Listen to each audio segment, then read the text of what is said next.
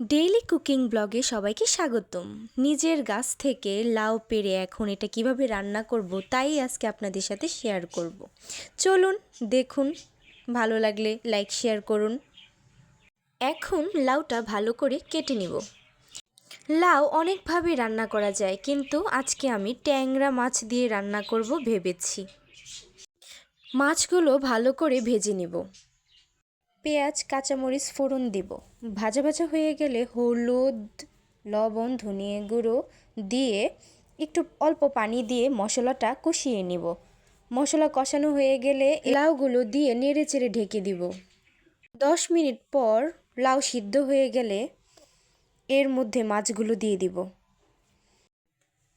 এরপর পরিমাণ মতো ঝোল দিব তরকারিতে। তারপর 10 মিনিট ভালো করে অল্প আঁচে জাল দিয়ে তরকারিটা নামিয়ে ফেলবো। এই তো হয়ে গেল আমার লাউয়ের তরকারি। কেমন হয়েছে জানাবেন।